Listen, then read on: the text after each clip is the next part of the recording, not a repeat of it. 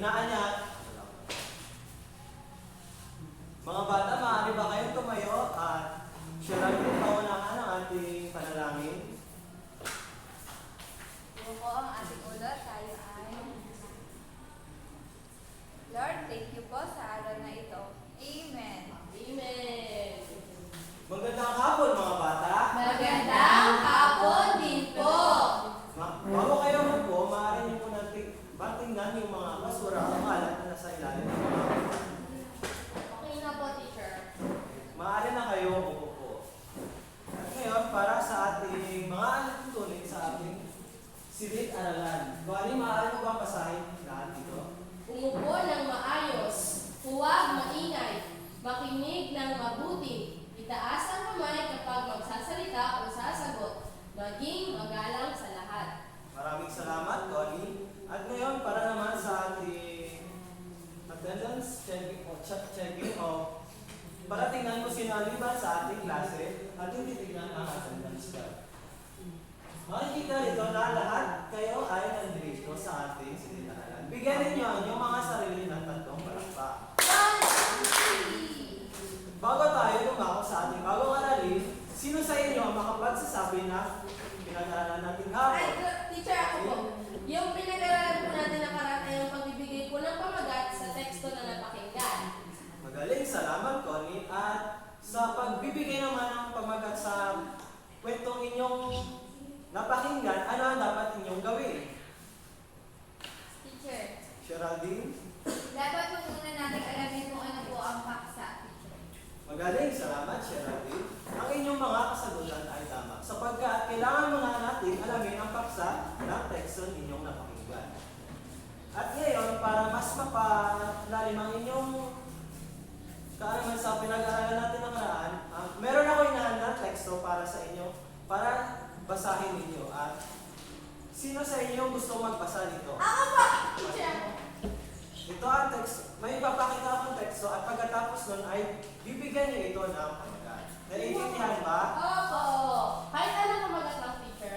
Base ko sa teksto na inyong napakinggan. Sige po. Sina Teteng at ano yung teacher? Eleza ay magkapatid at kapwa matalino. Masipag mag-aral si Teng. Mahilig manood ng telebisyon si Eleza. Tumutulong si Teng sa mga gawaing bahay, samantalang naglalaro si Eleza. Higit na ibig ni Eleza na maglaro, samantalang pagbabasa ng mga aklat si Teng. Kahit na may mga pagsusulit kinabukasan, maagang natutulog si Eleza, samantalang nagpupuyat sa pag-aaral si Teng. Nang dumating ang pagtatapos ng klase, karaniwang nagtapo si Eleza. Nagkamit ng unang parangalan sa klase si Teng. Maraming salamat, Connie.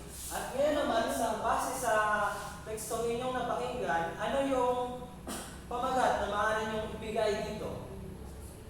Teacher, ako teacher. Teacher, try lang teacher. Teacher yung magkapatid na Teng at Eleza. Tama. Pwede ito maging pamagat sapagkat ang paksa ay si Teng at si Eleza. May iba pa ba kasagutan? Ako pa teacher. Connie? Teacher, ang mga hilig ni Teng at Eleza.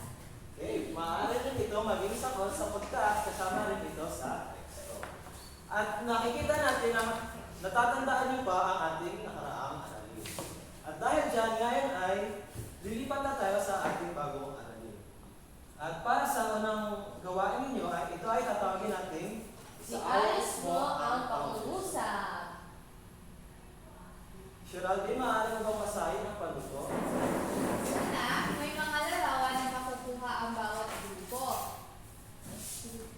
Pangalawa, isasaayos ng bawat grupo ang mga grupo ng salita o makabuo ng pangungusap na angkop sa ipinapakita ng larawan. Naiintindihan ba mga bata? Opo! Ngayon, pumili kayo ng isang leader sa inyong grupo upang gumawa ng inyong mga materyales para sa Teacher Group 1. At meron kayo ng 2 minuto para sa pagsagot nito. Maaari na kayo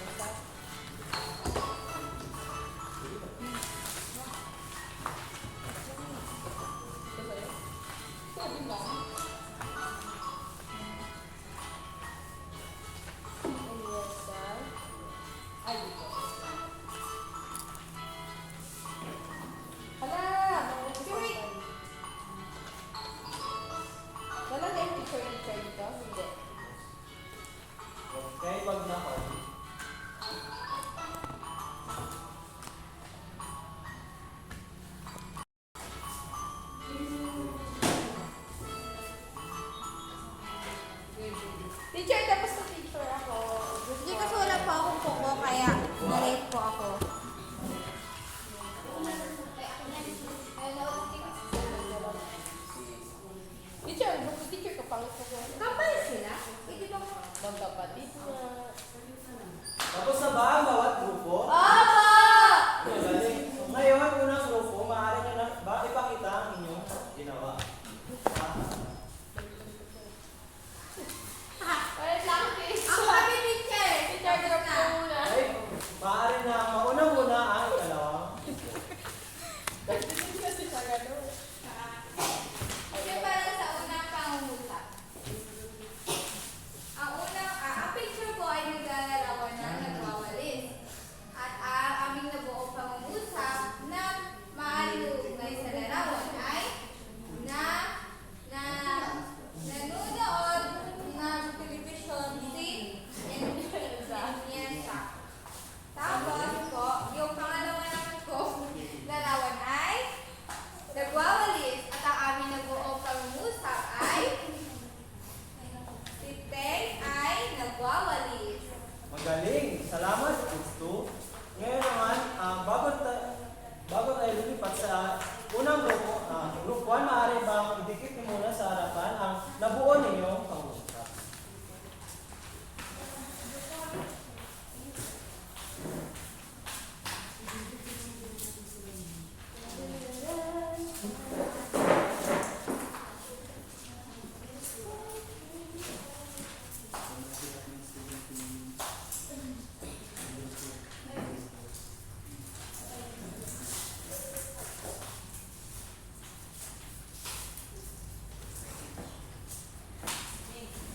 Maraming salamat, dalawang grupo. At ngayon naman, para sa unang grupo, maaari nyo na ba ipakita ang inyong ginawa? Opo, sorry po, teacher. Kanina po nagkamali lang po sa gilid. Yung larawan po namin, teacher, yung bata po na nagbabasa ng libro.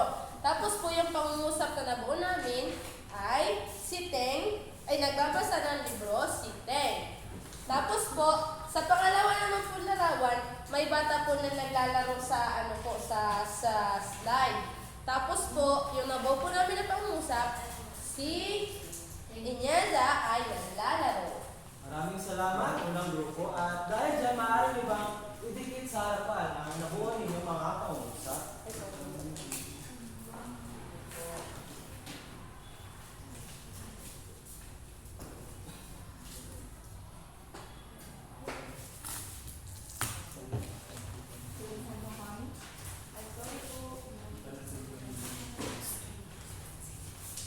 Tapos, teacher.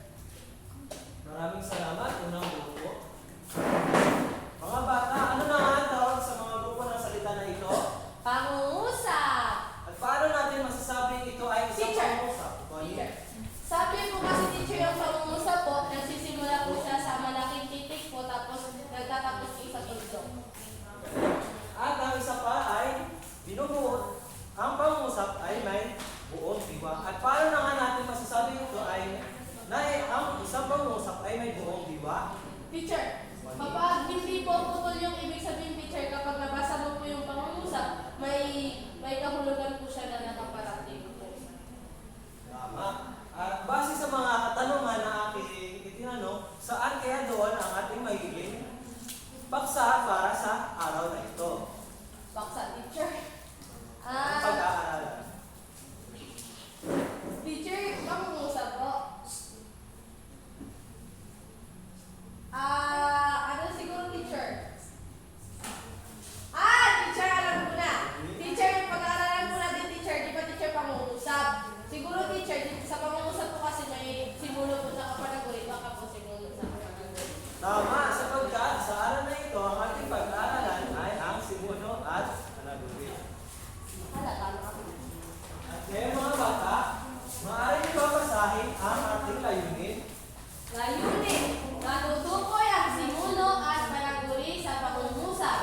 Nakagagawa ng pangungusap na may simuno at panaguri. At naibibigay ang kahalagahan ng simuno at panaguri sa paggawa ng pangungusap. Maraming salamat. At ngayon naman, base sa mga pangungusap na inyong nagawa kanina, saan kaya dito ang simuno at ang panagulit? Sino sa inyo ang gusto mag-salagulit ng isang beses para sa simuno? Isang beses po.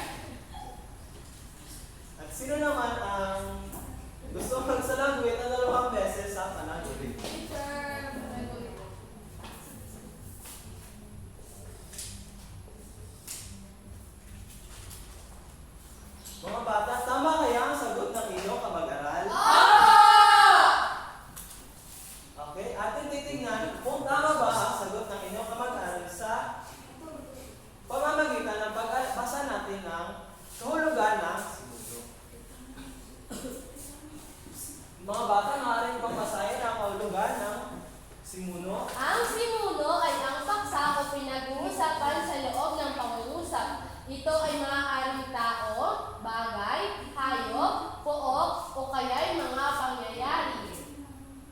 Salamat mga bata at dahil dyan, tingnan natin ang kasagutan ng inyong kamag-aral kanina.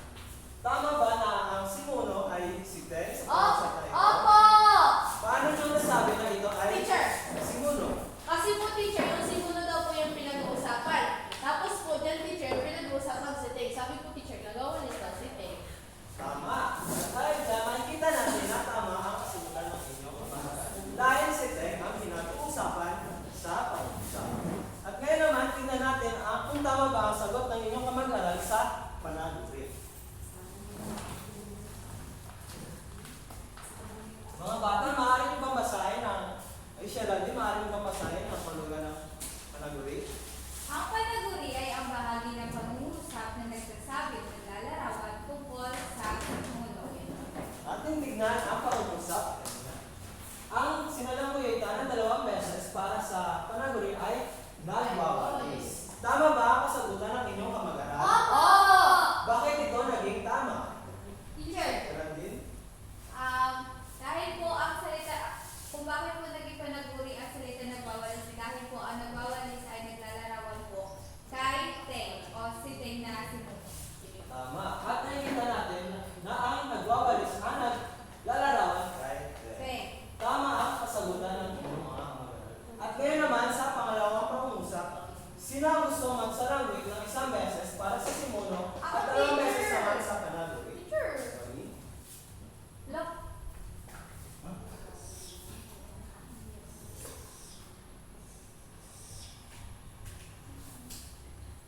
At sino naman ang gusto magsarangwit sa 3 pangungusap? Panaguri, teacher, yung panaguri. Panaguri, 2 beses at simuno, Isang 1 beses. beses. Hala! Ay! Ako teacher sa panghuli. At sa Ako, panaguri, teacher.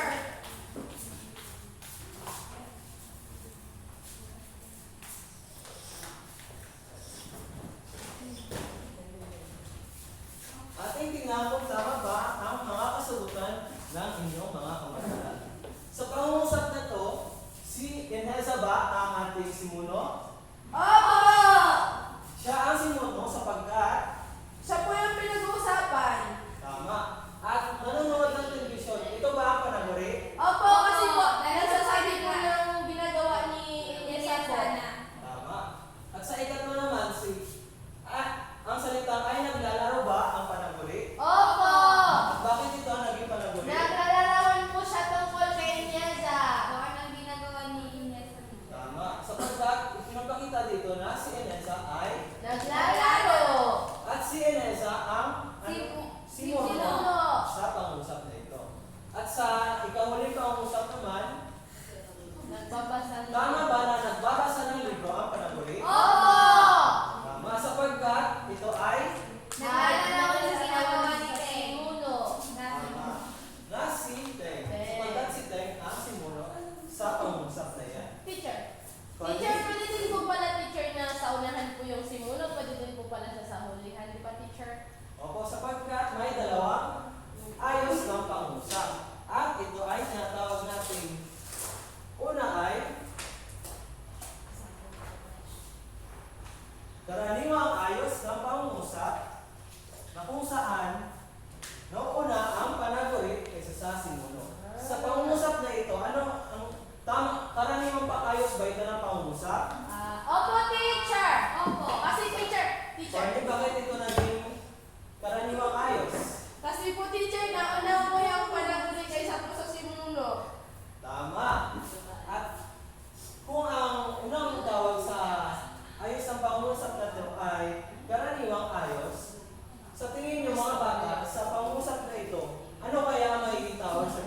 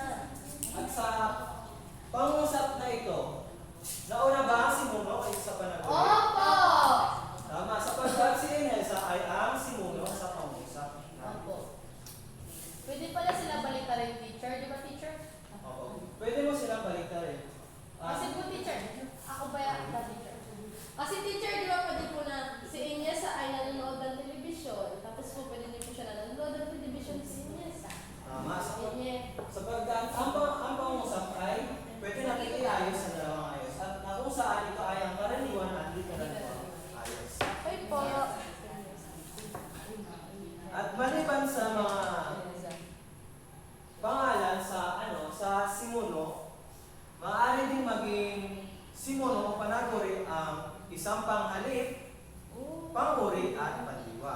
Pero kadalasan ginagamit ang mga panghalip sa simuno at panliwa at panguri naman sa panaguri. Isang halimbawa nito ay Maganda.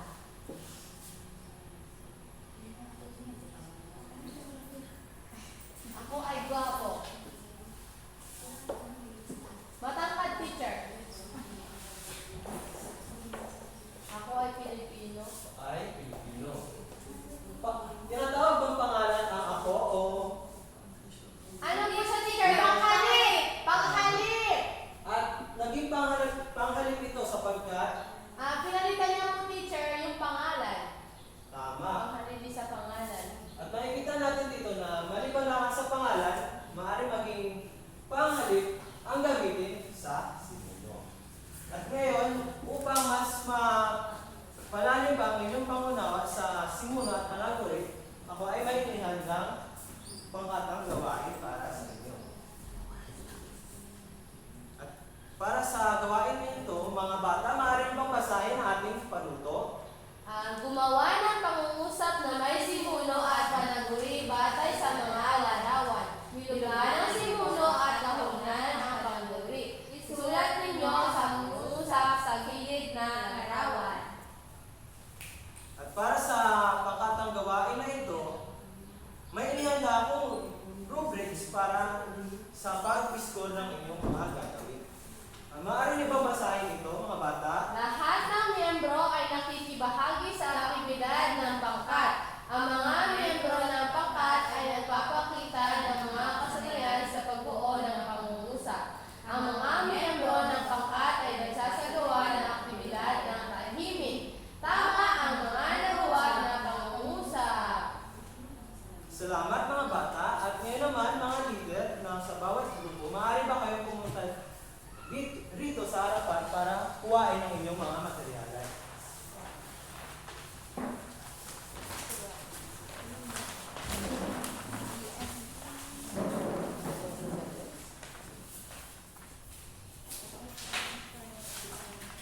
At para sa gawain na ito, meron lamang kayong 5 minuto para gawin ito.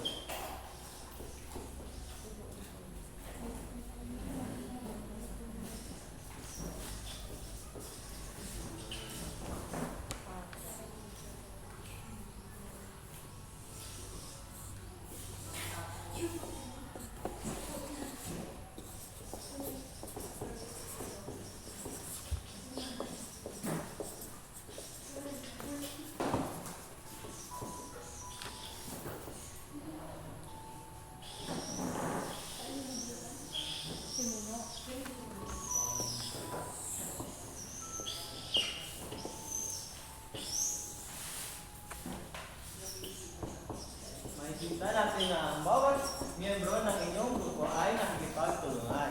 Magandang mga gawain yan, mga bata. Tulungan niyo ako. Pag natutulog na, bukas na ako, teacher.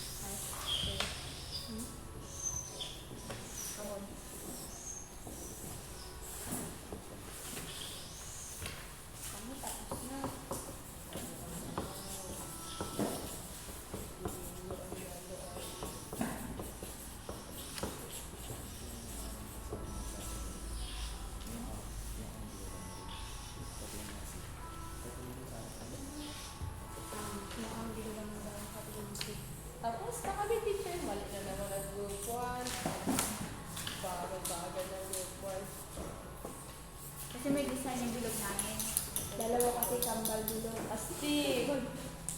Teacher, kulay verde dito. Kulay verde. Renta to. Di ba sabi ni teacher may tuldok? Abot mo din ito katulad na walang yung. Bakit talaga ano? Teacher, tapos ako. Teacher, tapos na po kami. Square mo to.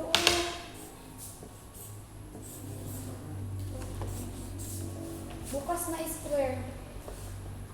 Sabi ni Sarang square. Okay na. Okay na, teacher. Teacher. Mukhang tapos na ang bawat grupo. At dahil dyan, at Mr. Daniel. dahil dyan, Tapos na kami, teacher. unang grupo, maaari ba kayong pumunta sa harapan para ipakita ang inyong ginawa? Muna tayo siya natin. Teacher, para po sa unang larawan, ang nakita po namin ay ang bata ay sumasayaw. Ang bata po ang simuno sa pangusap na aming ginawa at ang ay sumasayaw ang aming pong panaguri. Sa pangalawa naman po, ito po yung larawan. Yung pangungusap po na ginawa namin, natutulog ang aso. Tapos yung panaguri po, natutulog yung simuno ang aso. Ang pangatlo naman po, teacher, ay nakasuot po ng jacket po ang bata. Nagpapakita po na nilalamig. Kaya po ang ginawa namin pangusap ay ang bata ay nilalamig. Ang bata po ang simuno sa pangungusap at ang panaguri naman po ay nilalamig. Sa pangapat po, dito po may bata po na kumakain. Kaya po yung ginawa namin pangungusap, kumakain ng tinapay si Pedro. Si Pedro, kunyari ito, teacher. Tapos yung panaguri po namin, kumakain ng tinapay. Tapos po yung simuno, si Pedro. Tapos teacher, sa panghuli naman pong larawan, may nakaparty po na kotse sa harap po ng bahay. So, ang nagagawa po namin pangusap, ang kotse ay nakaparada. Ang kotse po ang simuno sa pangungusap at ang ay nakaparada po ang panaguri, teacher. Maraming salamat, inyong grupo.